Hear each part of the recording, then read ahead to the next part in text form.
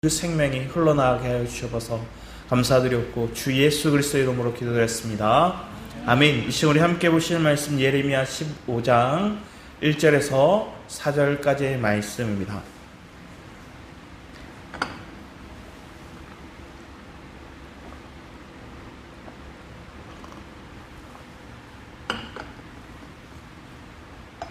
예레미야 15장 1절에서 4절까지의 말씀,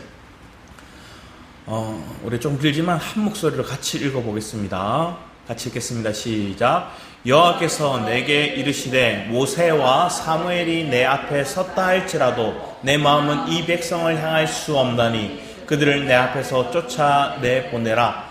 그들이 만일 내게 말하기를 우리가 어디로 나아가리요 하거든 너는 그들에게 이르기를 여호와께서 이와 같이 말씀하시니라. 죽을 자는 죽음으로 나아가고 칼을 받을 자는 칼로 나아가고 기근을 당할 자는 기근으로 나아가고 포로될 자는 포로됨으로 나아갈지니라 하셨다 하라. 여호와의 말씀이니라. 내가 그들을 네 가지로 벌하리니 곧 죽이는 칼과 찢는 개와 삼켜 멸하는 공중의 새와 땅의 짐승으로 할 것이며 유다왕 히스기야의 아들 므낫세가 예루살렘에 행한 것으로 말미암아 내가 그들을 세계 여러 민족 가운데서 흩으리라. 아멘. 아멘이 잘 안 나오죠? 흩으리라 하니까 아멘이 잘 나오지 않습니다. 예레미야서 말씀을 보면 더 엄중한 경고와 심판의 메시지가 던져지고 있어요. 그래서 사실은 이 말씀을 보면서 하나님의 마음이 어떠한 것인가를 읽을 수 있다면 축복이고, 그냥 말씀하시는 글 그 자체만을 듣고 있다면 우리의 마음이 아프겠죠. 우리의 마음이 고통이겠고, 때로는 하나님 앞에 반발심이 생길 수도 있고, 그리고 그것으로 인해서 실족할 수도 있는 여러 가지 사건들이 일어나게 돼요. 보통 부모는 자녀를 혼을 내요. 하영아, 혼나봤지? 그치, 혼나봤지? 혼나니까 기분이 좋아? 기분이 안 좋대요. 저 아이도 혼나면 기분이 안 좋은 거 알아요. 근데 그 혼나는 거 기분 안 좋은 걸로 끝나면 우리에게 남는 게 없죠. 남아도 악감정이 남겠죠. 그런데 그 혼을 내고 때로는 그에게 엄중한 말을 하고 다그치고 때로는 우리에게 체벌을 할지라도 그 가정 속에서 하나님 주시는, 아니면 부모가 자녀에게 주고자 하는 그 마음을 잃는다면 서로가 기쁨이 되겠죠. 서로가 회복이 되겠죠. 서로가 그 의미 속에서 더 끈끈한 그 마음들이 하나 되어 가겠죠. 근데 오늘 이 말씀을 통해서 보면 시작이 이렇게 적혀 있어요. 여호와께서 내게 이르시되, 여기서 이르시되 하는데 아마르라는 단어예요. 이야기하셨다, 주님 내게 이야기하셨다, 아마르 얘기하는 거예요. 근데 모세와 사무엘이 내 앞에 섰다 할지라도, 갑자기 하나님의 영적인 지도자로 이스라엘 백성에게 어마어마한 영향력을 끼쳤던 그들이 얘기하는 거예요. 모세와 사무엘. 이 두 사람의 역할은 회복의 역할을 했었어요. 특히나 그들이 흑암의 땅, 저 세상 가운데 애굽 땅에 있던 저 백성을 이끌고 광야로 나왔고 가나안으로 이끌었던 게 모세였죠. 그리고 나중에 우리가 함께 보겠지만 그가 그 광야 생활 가운데서 이 백성이 범죄함을 통해 하나님 앞에 나아가는 진실의 모습을 민수기 사건을 통해서 또 보게 돼요. 우리는 이 사무엘 또한 그래요. 마지막 사사라고 할 수 있는 그 사무엘이, 그들이 하나님을 막 믿으면, 하나님을 찾을 때는 언제 찾았어요? 그들이 주변의 나라들로부터 공격받고 힘들 때. 사무엘 때도 그랬어요. 블레셋으로부터 엄청난 핍박을 받고 있을 때. 하나님은 사사, 또 하나님의 선지자, 이 사무엘을 통해서 그들에게 놀라운 영적인 승리, 그 전쟁에서 그들을 하나님이 살려주세요. 하늘에서 우박이 떨어지고 그 승리를 그들이 기뻐하며 하나님을 다시 회복할 수 있는 자들로 세워졌고, 또 그들이 하나님 사무엘을 통해 구했던 게 뭐예요? 왕을 구했죠. 그래서 다윗이, 결국 사무엘은 실패했지만 다윗이라는 영적인 리더를 세워줘서 그 이스라엘이라는 나라가 더 바르게 세워질 수 있는 가정 속에 기반을 만들었죠. 그런데 그 이후에 나라들이, 이 백성들이 왕과 많은 신하들과 백성들이 하나님을 떠나고 범죄하기 시작해요. 그래서 하나님이 이렇게 얘기하는 거예요. 모세와 사무엘이 내 앞에 섰다. 모세와 사무엘이 내 앞에 중재하고자 서도 나 안 들어줄 거야. 하나님 초강수를 두고 있는 거야.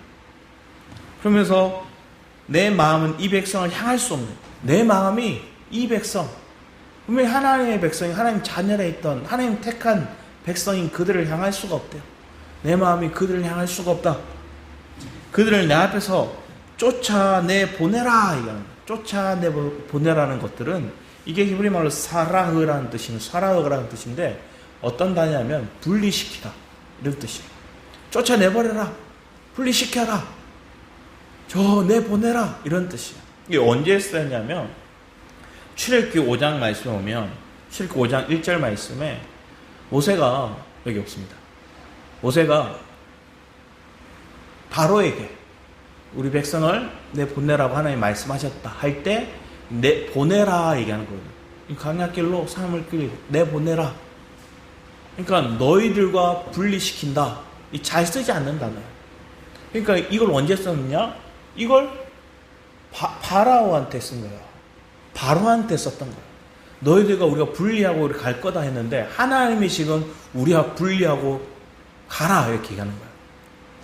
분명히 저 바로의 애굽에서부터 분리해내서 내보내라 해서 거기서 분리돼서 가나안 땅 하나님께로 왔는데 이제 하나님 뭐라 이거? 저 보내라, 쫓아내버려라, 나에게서 분리시켜버려라 하는 단어로 지금 똑같이 출애굽기 5장과 지금 예레미야 15장의 1절에 쫓아내버라는 단어로 쓰고 있는 거예요. 그럴 때 이 단어를 느꼈을 때 그들은 어떤 마음을 느꼈을까? 그걸 통해 예레미야는 느꼈지만 백성들은 뭘 느끼는 거예요?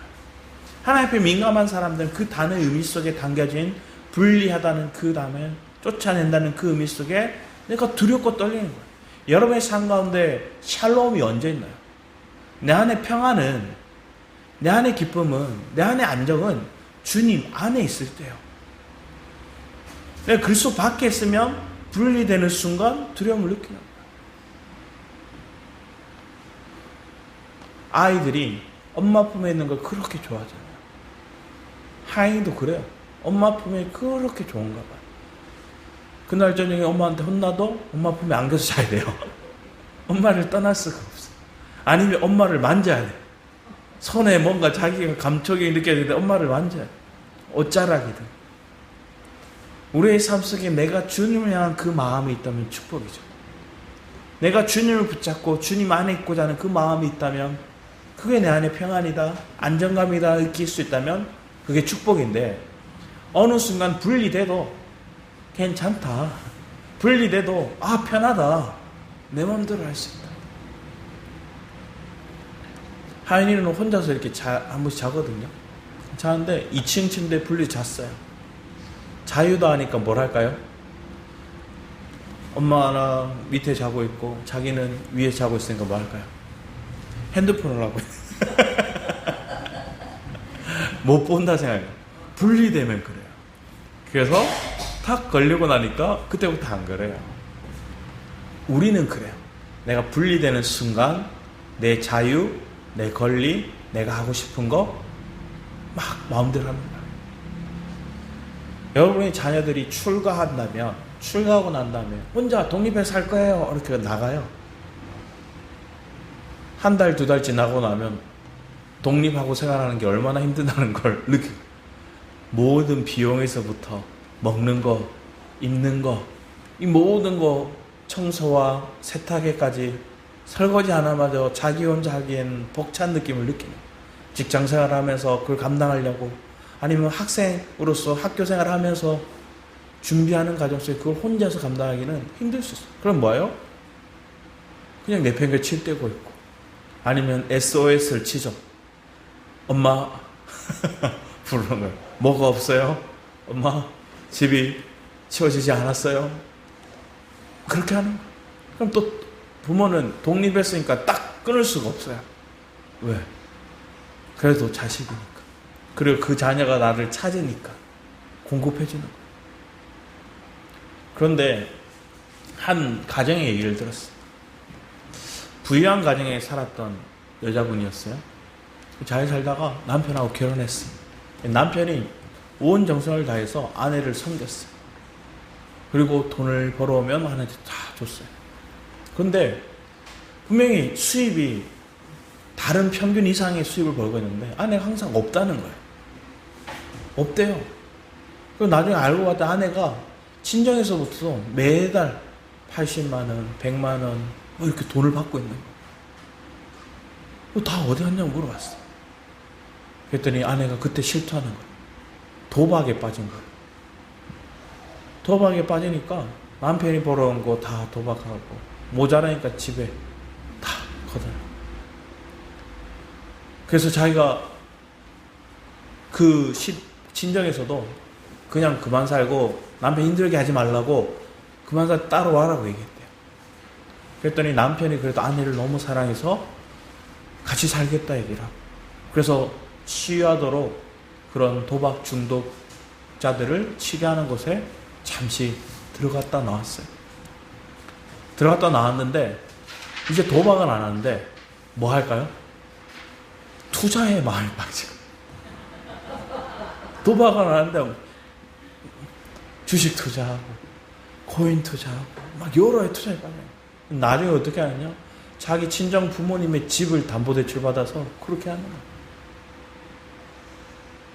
그리고 아내가 또 얘기하는 거예요. 내가 아무래도 이거 병인 것 같다. 못 낳는 것 같다. 우리 헤어지자. 근데 놀랍게도 남편은 그래도 이혼할 수는 없다. 같이 살자. 얘기를 해서 또 병원에 들어갔대요. 세상을 살다 보면 우리의 마음속에 때로는 채워지지 않는 것들을 만족이 되지 않는 것들을 다른 한편에서 추구하려고 드는 거예요. 그러다 보니까 뭘 하게 될까요? 계속 불편한 거예요. 그래도 이 남편은 아내를 향한 그냥 다른 거 필요 없이 이 아내의 배경을 본 게 아니라 이 아내 자체만 사랑하니까 끝까지 그래도 가정을 지키려고 했던 거예요. 근데 어떤 가정을 보니까 이런 거예요. 남편이 또 얘기를 하는 거예요. 아내한테. 우리 맞벌이 하고 살아가자 얘기하는 거예요. 맞벌이 하고 살아가자 얘기하는데 근데 처음 결혼하기 전까지는 오케이 했는데 결혼하고 났더니 아내가 어떻게 할까요? 나 그냥 집안 살림할게. 집도 막 30평 뭐 몇 평 되니까 이거 치우려면 힘들어. 그래서 일 그만둬버리고 그래요. 그러면 전담해서 가정을 돌볼 줄 알았더니 남편은 집에 돌아왔더니 계속 일을 시키더라는 거예요. 집안일을 계속 분담해서 하자고 계속 얘기하다는 거예요. 그러니까 그걸 못 느끼다 보니까 또 마음에 불만이 쌓여요. 그래서 결국은 이혼을 했대요. 나중에 알고 봤더니 그 심리를 봤더니 내가 아내를 볼 때 조건을 보고 결혼을 했기 때문에 그 조건에 맞지 않는 걸 내가 계속 부당하게 그 아내로부터 요구받는다 생각이 드니까 이혼하게 됐다는 거예요.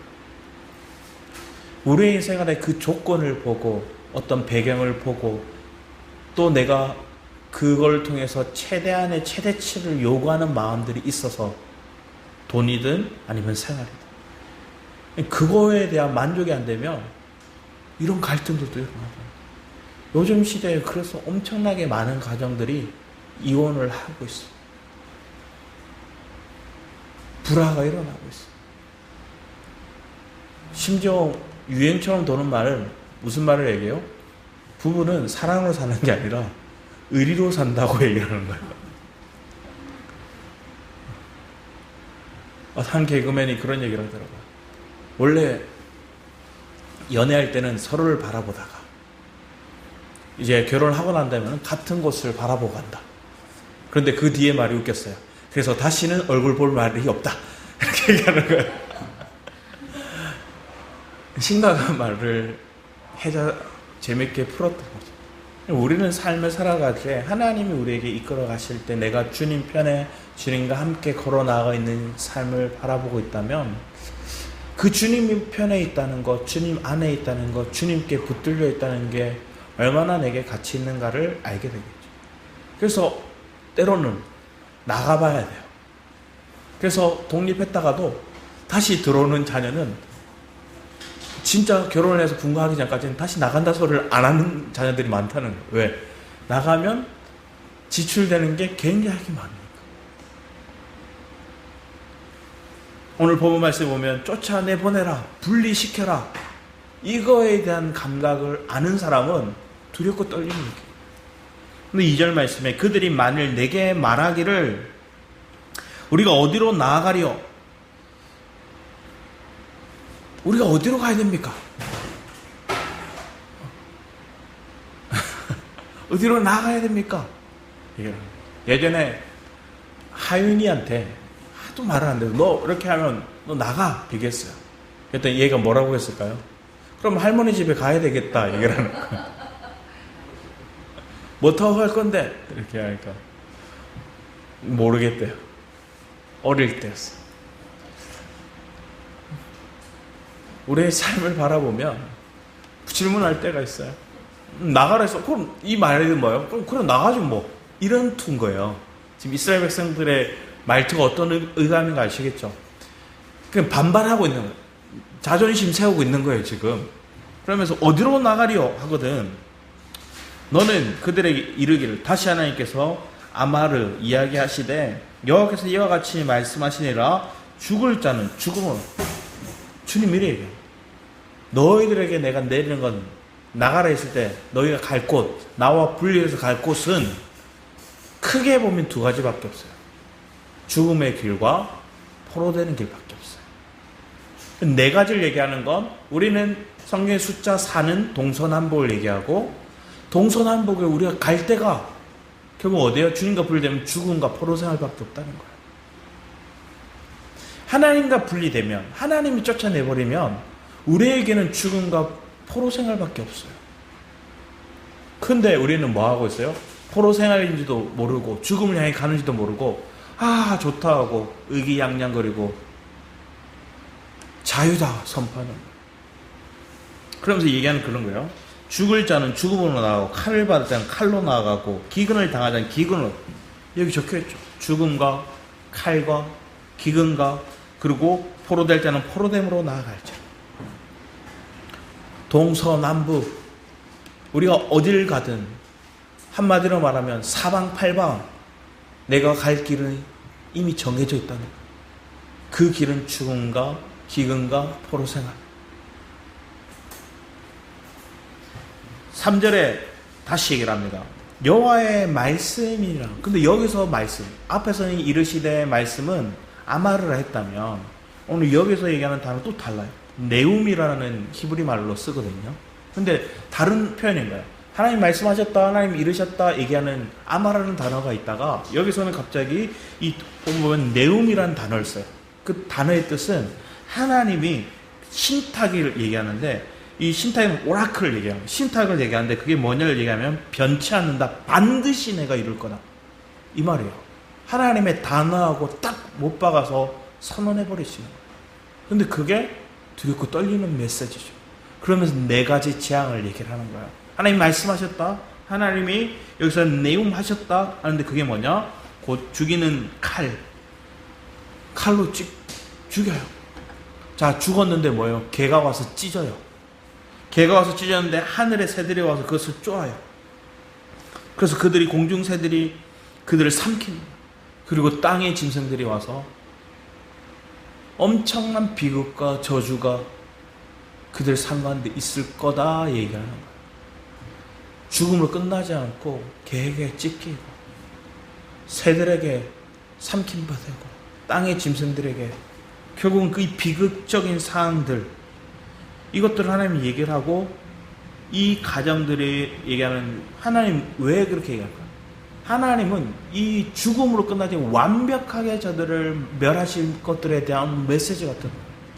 완벽하게 심판하실 것 같은 그런 의미를 그들에게 내포하고 주시는 거예요. 그러면 두렵고 떨림으로 나아가야죠.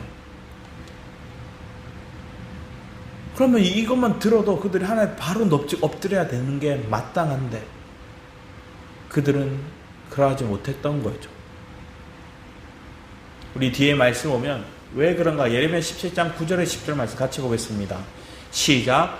만물보다 거짓되고 심히 부패한 것은 마음이라. 누가 능히 이를 알리오마는 나 여호와는 심장을 살피며 패배를 시험하고 각각 그의 행위와 그의 행실대로 이걸 들으면 우리는 두렵고 떨릴 수밖에. 내 마음이 부패됐어요. 심히 부패됐어요. 그리고 우리의 심장을, 우리의 마음을, 우리의 중심을 살피신대요. 패부를 시험하신대요. 각각 그 행위와 그 행실대로 보응하신대요. 여러분 행위와 행실대로 하나님 보응한다면 뼈도 못 추려요. 우리 살아남을 존재가 없어요. 하나님이 이 메시지를 던질 때 우리는 두렵고 떨림으로 주 앞에 엎드려야죠. 내 힘으로 살 수 없으면 하나님의 긍휼이, 하나님의 은혜가 필요하면 주님께 찰싹 달라붙어야 됩니다.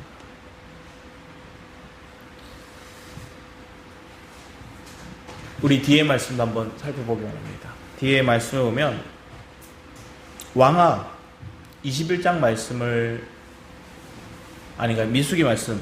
그러면 조금 이따 보도록 하고요. 먼저 우리 4절 말씀 같이 읽어보겠습니다. 4절 말씀 보면 유다왕 히스기야의 아들 므낫세가 예루살렘에 행한 것으로 말미암아 내가 그들을 세계 여러 민족 가운데 흩뜨려. 므낫세는 유다의 다윗의 계보죠. 다윗의 계보에서 유다 왕 중에서 14대째 왕이에요. 14대째 왕인데 그의 아버지는 히스기야였고요. 그 히스기야였던 그 아버지가 죽고 난 다음에 12세부터 왕으로서 통치 생활해요. 근데 히스기야 왕은 나름대로 영적인 바른 리더라 얘기했지만 그가 하나님 앞에 간구하고 기도해서 목숨을 연장받아요. 연장받고 난 다음에 태어난 아들이 므낫세였어요. 그리고 그 가정 속에서 이 히스기야가 뭘 하게 돼요? 바벨론에 사신이 왔을 때 그들에게 뭘 보여줘요? 왕에 있는 궁정에 있는 창고를 다 열어서 보여주고 왕궁에 올라가서 다 이게 자기가 세운 것처럼 자랑을 해버려요. 그래서 하나님의 심판이 그에게 얘기해줘. 그 메시지는 뭐냐? 이거 다 뺏길 거다. 근데 이때 히스기야가 뭐라 얘기해요? 자기 때까지는 괜찮냐고 이렇게 물어봐요. 그리고 태어난 아들, 그리고 세워진 왕이 므낫세예요. 자, 므낫세의 범죄함이 뭔가를 보려면 우리 열왕기하 21장 말씀을 잠시 보도록 하겠습니다. 열왕기하 21장 말씀입니다.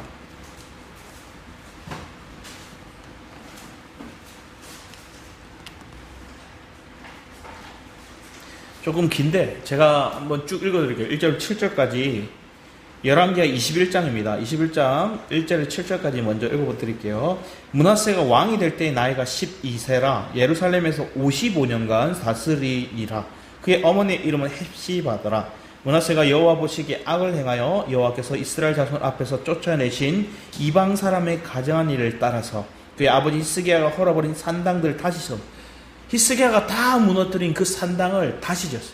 우상신을 섬기게 하는 그 산당들을 다시 세우며 이스라엘 왕 아합의 행위를 따라 바알을 위하여 제단을, 저 북이스라엘의 가장 악하다고 얘기하는 그 아합의 섬겼던 바알을 자기가 섬기는 거야. 그 제단을 쌓는 거야. 아세라 목상을 만들며 하늘의 일월 성신을 경배하여 섬기며 여호와께서 전에 이르시기를 내가 내 이름으로 예루살렘에 두리라 하신 여호와의 성전의 제단들을 쌓고 또 여호와의 성전 두 마당에 하늘의 일월 성신들을 위하여 제단을 들. 그러니까 하나님의 성전에다가 이방 신들, 일월 성신들을 섬기는 그런 불법적이고 엄청난 제약을 도래요. 또 자기 아들을 불 가운데 지나게 하면 이게 뭐냐? 인신제사죠. 아들을 제사로 드리는 거죠. 제물로 드리는 거죠. 신접한 자와 박수를 신임하여 여호와께 보시기 악을 만행하여 그 진들을 일으켰으며 또 자기에게 만든 아로새긴 아세라 목상을 성전에 세웠더라. 예정에 여호와께서 이 성전에 대하여 다윗과 그의 아들 솔로몬에 이르시기를 내가 이스라엘 모든 지파 중에서 택한 이 성전의 예루살렘에 내 이름을 영원히 둘지니라. 그가 얼마나 범죄하고 우상을 섬기고 우상 앞에 자기 아들만. 왜 그렇게 했어요? 자기 잘 되려고. 자기 왕권을 유지하고. 실질적으로 12살의 왕이 돼서 55년의 엄청난 긴 세월 동안 왕으로 통치해요. 나름 장수하기도 하고 나름 왕으로서의 엄청난 긴 통치 기간을 가지기도 했어요. 그러면서 하나님을 예배하고 자기 아버지처럼 하나님의 성전을 거룩하게 하고 깨끗하게 한 게 아니라 더럽히고 죄를 쌓고 엄청난 재앙들을 몰고 왔어요. 근데 그게 하나의 트렌드처럼 그 시대에 바람이 불었던 거예요. 그러니까 왕만 그랬을까요? 백성들 다 그렇게 했어요. 그러면서 뒤에 16절 말씀, 므낫세가 유다에게 범죄하게 하여. 므낫세가 유다에게라는 건 그 유다 백성들에게 얘기하는 거예요. 여호와께 보시기에 악을 행한 것 외에도 또 무죄한 자의 피를 심히 많이 흘려.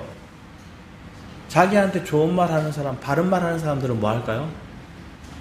자기한테 적대시한다, 자기 말에 반박한다 하면 다 죽여버린 거죠. 예루살렘 이 끝에서 저 끝까지 가득하게 엄청난 사람들을 죽였다는 거예요. 이게 하나님이 므낫세가 범죄했다는 거예요. 그런데 놀라운 사실은 므낫세는 예수님의 계보에 이름이 올라가요. 유다 왕들 중에서 이름이 빠진 왕들이 있거든요. 그런데 이 왕은 올라가요. 므낫세는. 결국 마지막에 돌이키는 작업들이 나타났던 거죠. 자, 그 과정을 한번 다시 돌아서 오면, 오늘 본문 말씀 돌아서 오면 4절에 유다와 히스기야의 아들 므낫세가 예루살렘에 행한 것으로 말미암아. 예루살렘, 그 유다, 그 하나님의 성전이 있는 곳, 그곳에 범죄했던 그 지난날의 모습들로 인해 하나님이 그들에게 징계하고 심판을 내릴 거다. 앞에 얘기했던 4가지 재앙들, 그것들을 이룰 거다 얘기를 했어요. 자, 만약에 이것으로 끝나고 이것만을 느낀다면 망했다, 끝났다, 죽겠다, 우린 고통하고 때로는 좌절하고 자포자기할 수밖에 없는 상황이겠지만, 예레미야는 어떻게 보면 그 가운데서 하나님의 마음을 좀 읽었고, 또 이 가정 속에 우리가 만약에 우리에게 그런 삶의 모습들이 있다면, 이 시대를 향한 하나님의 메시지 그렇다면 우리는 어떻게 나아가야 되는 가. 그걸 우리가 말씀을 한번 봤으면 합니다. 우리 민수기 말씀 먼저 볼게요. 민수기 14장 11, 12절 말씀을 같이 한번 읽어보겠습니다. 시작.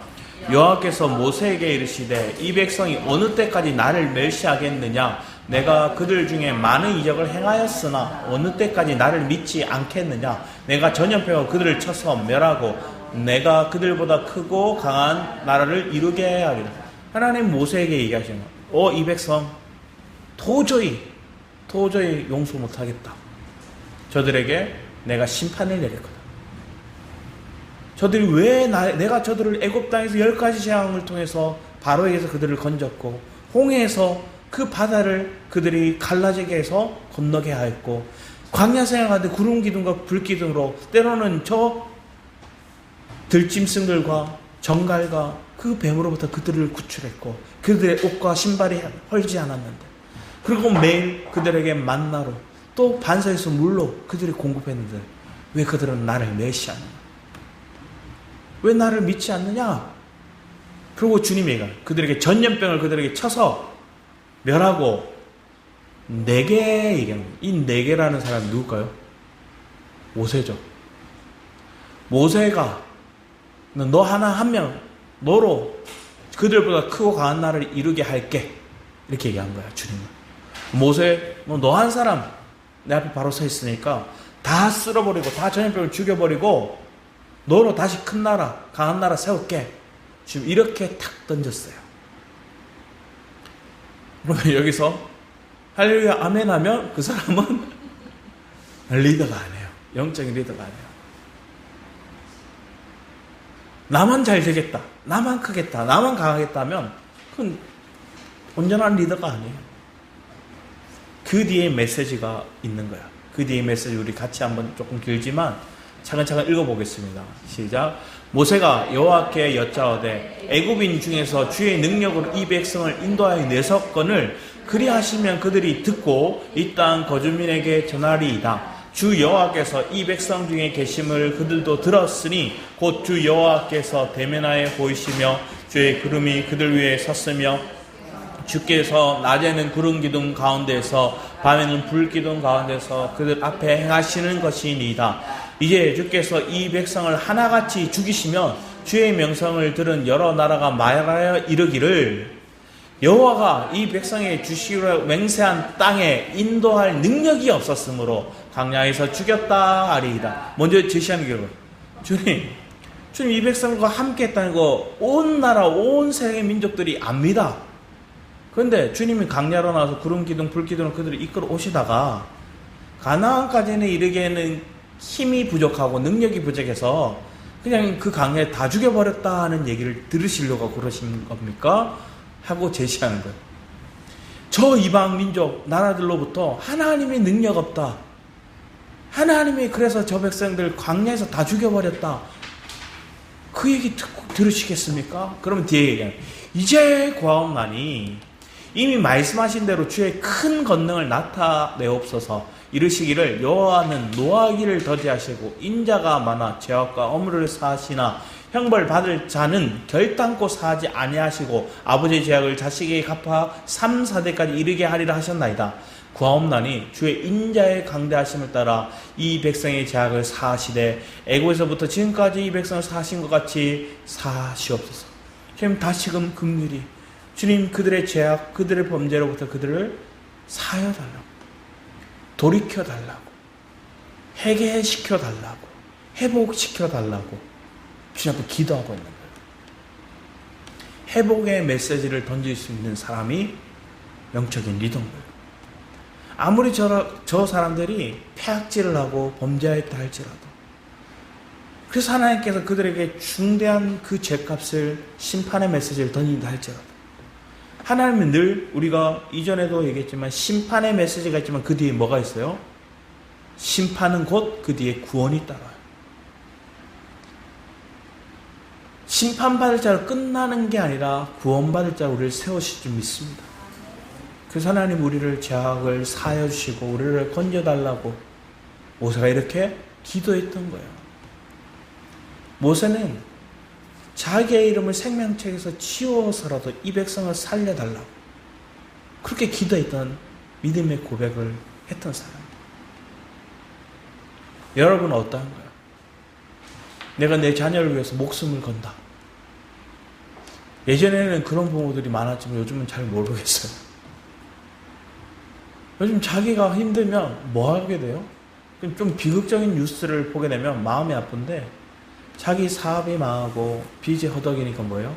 일가족이 다 같이 죽는 가정들을 보게 돼요. 그 자녀들은 요구한 적이 없었을 텐데 내가 이 자녀를 낳았고 내가 이 자녀를 케어할 수 없으니 내가 내려간다는 식의 개념인 거예요. 그리고 비극이죠. 우리의 삶에 하나님이 우리를 이끌어 가신다면 하나님 내 생명을 주장하고 이끌어 간다면 우리의 보루는 마지막 보루는 주님이에요. 그런데 마지막 보루로 쓰지 마시고 바로 주님 앞에 들어가는 은혜가 있기를 축복합니다. 마지막에 안 되고 망하고 의지할 사람이 없어서 주여 하는 경우는 성한 데가 없이 주여 한 거예요. 그러지 마시고 바로 징조만 보여도 주님 하고 바로 뭔가 신호만 와서 바로 주님 앞에 엎드려요. 그건 내 마음을 주님 앞에 드리고 주님이 내 인생을 내 가정을 내 자녀를 돌보십니다. 주님께 의탁합니다.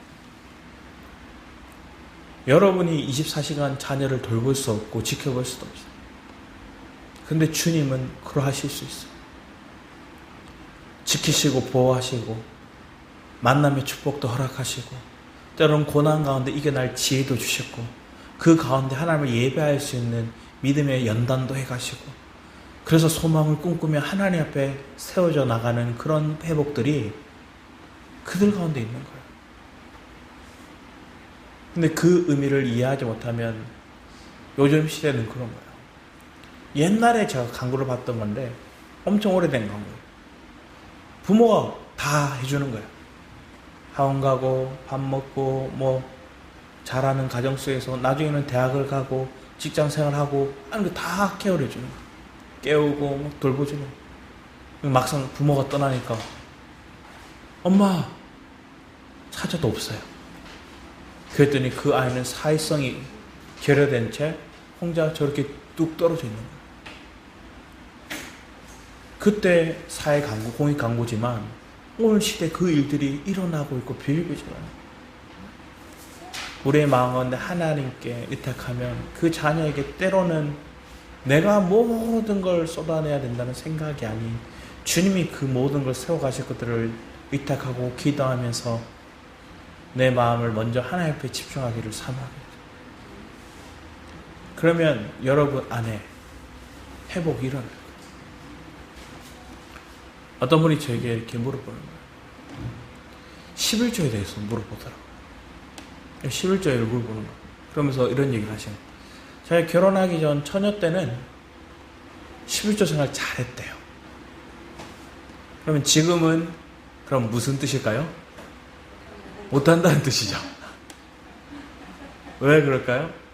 결혼한 것 같은 남편이 원치 않으니까. 그리고 결혼했더니 내 커리어가 끝났거든요. 내가 보러 오지 않아요. 그리고 남편이 보러 온 걸 보니까 눈치가 보이고 또 그걸 실제 들고 생활하려고 보니 쪼달리고. 그러면서 어느샌가 스물스물 하다가 조금씩 한 번씩 뭐 감사한 거 받고 한 번씩 자기한테 뭐 용돈 같은 돈이 생기면 11조 하고 이랬던 거예요. 마산에 어떤 분이 생각나더라고요. 이분이 남편이 안 믿어요. 남편은 부자예요. 이분이 교회 가면 어떨 것 같아요? 남편이 부자가 하니까 헌금 많이 할 것 같아요. 근데 못 드리는 거예요. 왜 못 드릴까요? 그분이 남편한테도 생활비를 받았어요.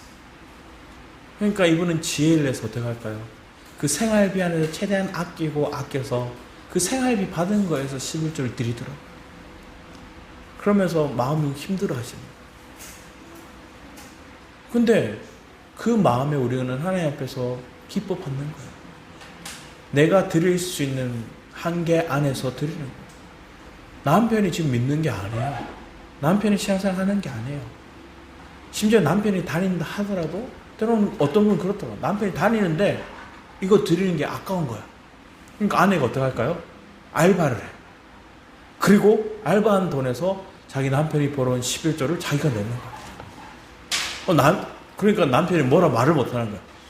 왜? 자기가 벌어온 돈에서 낸 게 아니라 자기가 벌어온 돈 11조를 아내가 아르바이트해서 내고 있는 거야. 우리의 삶에는 이런 태도의 모습 속에서 뭘 보느냐, 11조 했다 안 했다가 중요한 게 아니라 그 중심에 내가 하나님 앞에 드리는 마음인 거예요. 근데 이 마음에 어느샌가 처음에는 꺼리끼고 부담감을 가지다가 나중에는 뭐 하게 될까요? 아무렇지 않게 되는 게 진짜 무서운 거예요. 안 내도 되더라. 안 내도 큰일 없더라. 우리는 11조 생활에 대한 말라기서를 볼 때 말라기서의 의미는 그런 거예요. 11조 내라, 헌물 내라, 구별해서 내라, 이게 중요한 게 아니라 그 시대의 백성들이 하나님 앞에 뭐 하는 거예요? 지금으로 따지면 이런 거예요. 헌금 시간 내니까 헌금 생각 저런 자리 마음에서 준비됨이 없이 그냥 툭 던지듯이 하나님 그걸 받으실까요? 저는 이렇게 헌금 바구니를 받았겠지만 주님이 받으셨는지 저도 모르겠어요. 노 코멘트 하겠어요. 그럼 우리의 삶 가운데 하나님 앞에 드리는 마음을 드리는 거예요. 그래서 하나님께 두렙돈을 드린 여인이 제일 많이 드렸다 이게. 왜 그럴까요? 마음을 드렸고 자신의 전부를 드렸으니까. 여러분 1,000원, 2,000원 드려도 상관이 없어요. 근데 지금 내가 요즘에 그게밖에 없다면 이것밖에 없어요 하고 드리면 그게 두렙돈이에요. 그 하나님 기뻐하시는 거예요. 뭐 1,000원짜리 했다고 제가 그걸 말하는 게 아니에요. 내 마음의 전부를 드리지 못한 채 그렇게 하다 보면 우리는 뭐 하게 될까요? 점점 은혜에서 떨어지더라고요. 내가 어떠한 가치를 가지고 있는가.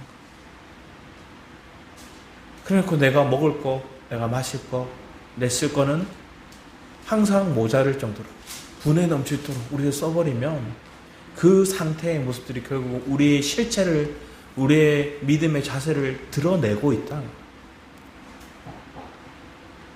그분한테 말씀드렸어요. 11조가 힘드시죠? 네, 하는 거예요. 그러면 그거 그냥 억지로 내도 안 받으시니까 감동을 따라서 드리는 훈련부터 하세요. 그리고 드릴 때 때로는 내 마음에 한 가지 더 구할 것은 하나님 앞에 더 드릴 수 있는 은혜가 있기 원합니다.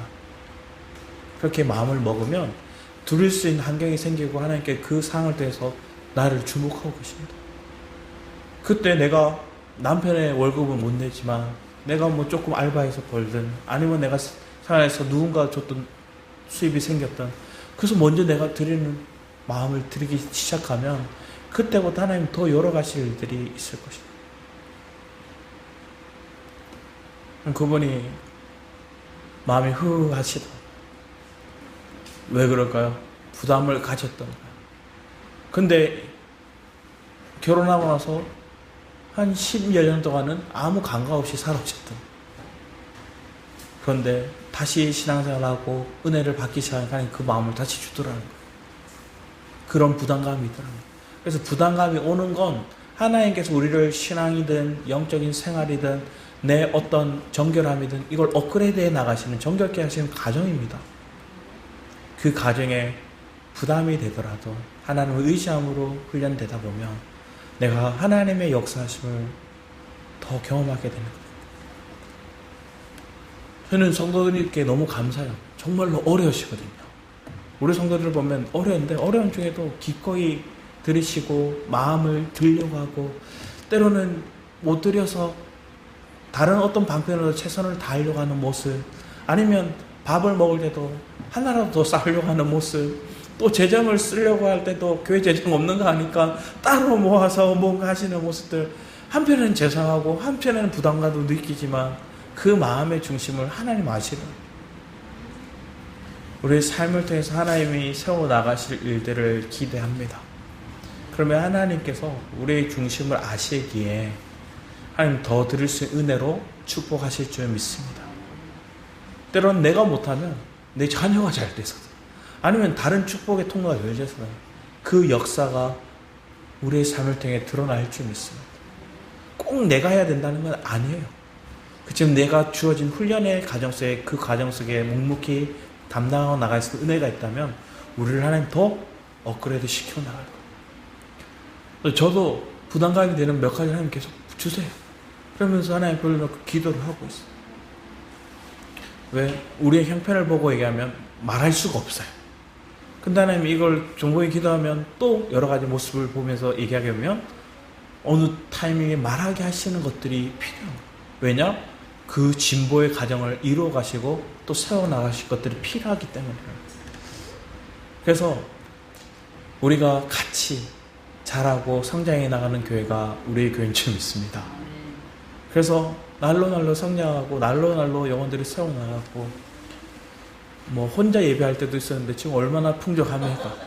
2사람이 100을, 3사람이 1000을, 우리 지금 10,000명이 넘게 있는 거예요.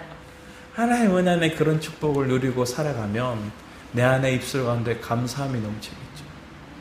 그러면서 내게 주시고자 하는 메시지 또한 하나님께서 필요할 따라 그렇더라고요.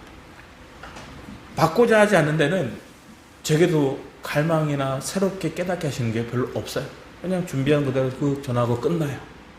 근데 하나님이 갈망하는 영혼들의 마음이 있으면 저에게 더 풍성히 주시는 거예요. 왜냐? 저 영혼들이 갈망하니까 그걸 끄집어서 저들에게 주고자 하는 통로로 저를 사용하고 계십니다. 그러면 저도 깨닫고 여러분도 풍족해지는 시간들이 되는 거예요. 이게 성도가 서로 또 목회자의 관계 속에서 풍성해지고 깊어지고 넓어질 수 있는 과정이더라고요. 그래서 저도 자라고 여러분도 갈망해서 하나님의 은혜를 누리고 그게 풍족해지는 교회가 우리의 교회가 될 줄 믿습니다. 우리 뒤에 말씀 없죠? 그러면 우리 한번 찾아보도록 하겠습니다. 어디 말씀이냐면, 아니요. 그냥 다시 본문 돌아와서 보겠습니다. 본문 돌아와서 보면,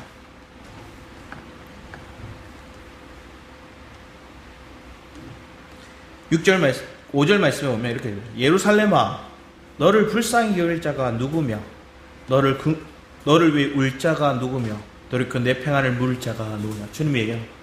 네 가지 재앙이 너희들에게 있을 때 너희들을 불쌍히 여기고 너희들을 위해서 울며 너희에게 돌아와서 샬롬 평안이냐 물어볼 사람이 누가 있느냐 이렇게 말해요. 앞에 처음에 서두에 얘기했어. 우리의 평안은 주님 안에 있는 거예요. 주님 밖을 벗어나는 순간 우리에게 뭐가 있다는 거예요. 우리를 불쌍히 여기고 울고 우리를 위해서 평안이냐 물을 자가 없는 거예요. 사실은 6절에 여호와께서 이르시되 내가 나를 버렸고 네가 나를 버린 거야. 내가 널 버리는 게 아니라 원저가 아니라 네가 나를 버렸고 내게서 물러갔으므로 내게로 내 손을 펴서 너를 멸하였노니 이는 내가 뜻을 돌이키게 지쳤어. 주님이 지쳤다 얘기하는 거야. 그러니까 옛날 버전 성경에는 우리 이게 성경 바뀌기 전에 성경에는 뭐라 적혀있나? 내가 염증이 난다. 염증 이렇게 표현되어 있어. 주님이 그들을 바라볼 때 내가 이골이 난다.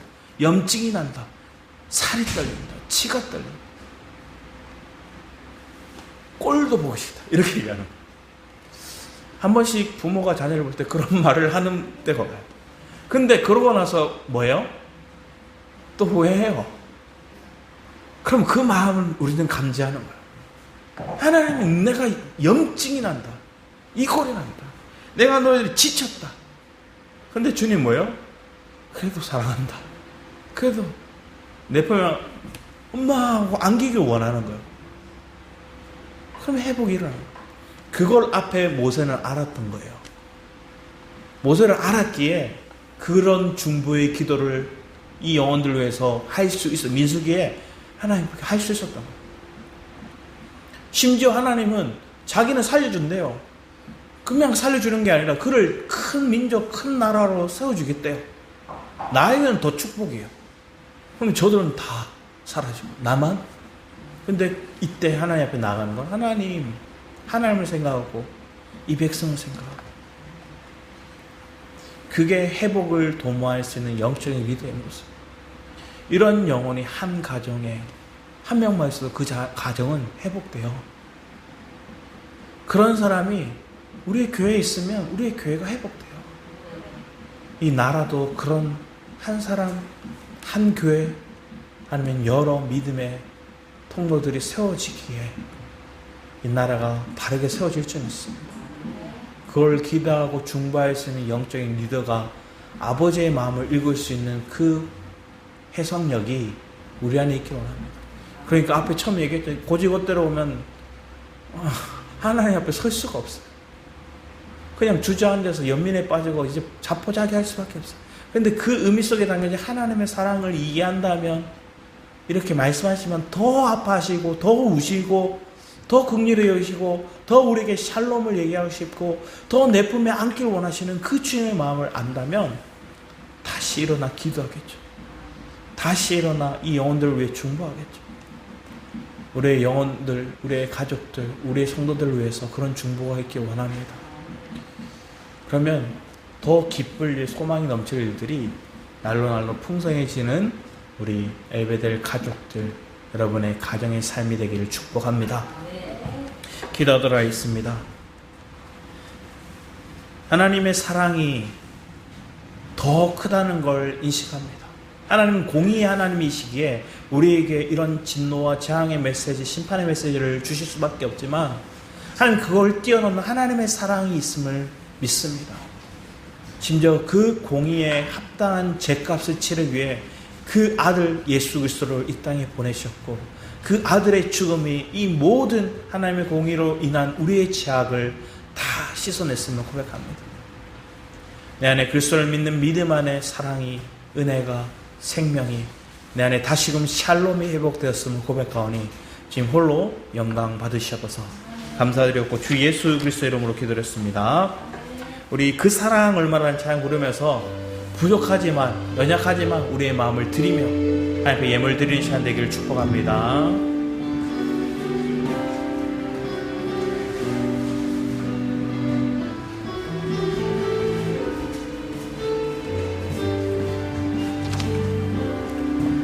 다 표현 못해도 나 표현하리라. 다 고백 못해도 나 고백하리라. 다 할 수 없어도 나 알아가리라. 다 닮지 못해도 나 닮아가리라. 우리 다시 한번 다 표현. 다 표현 못해도 나 표현하리라. 다 고백 못해도 나 고백하리라. 다 알 수 없어도 나 알아가리라. 다 닮지 못해도 나 닮아가리라.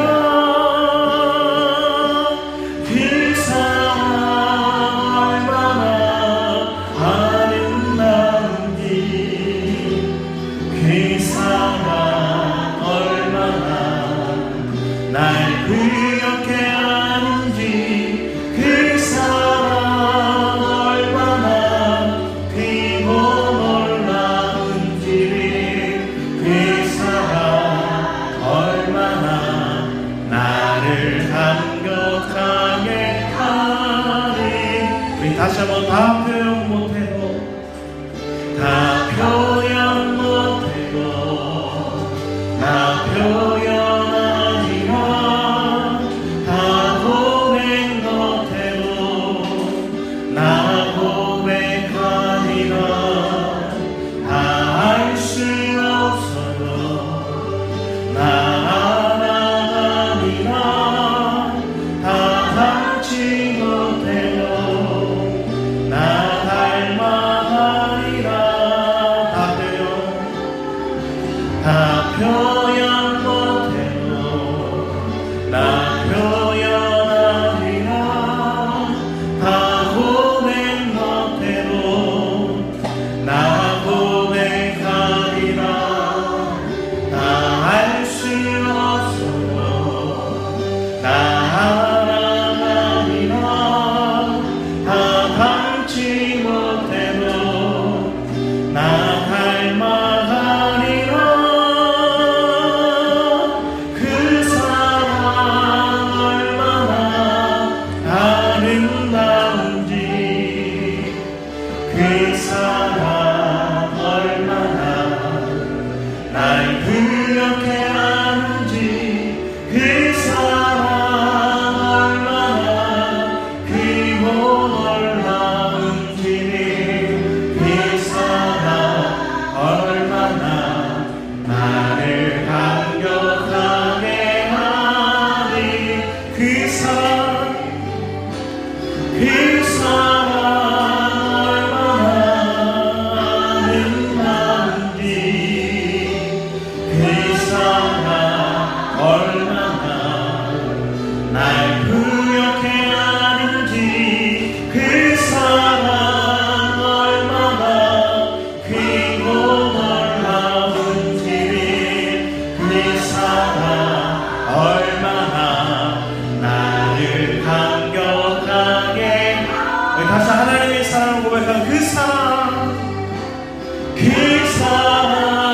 얼마나 아름다운지, 그 사랑 얼마나 날 그렇게 아는지, 그 사랑 얼마나 크고 놀라운지, 그 사랑 얼마나 나를 감격하게 하는지.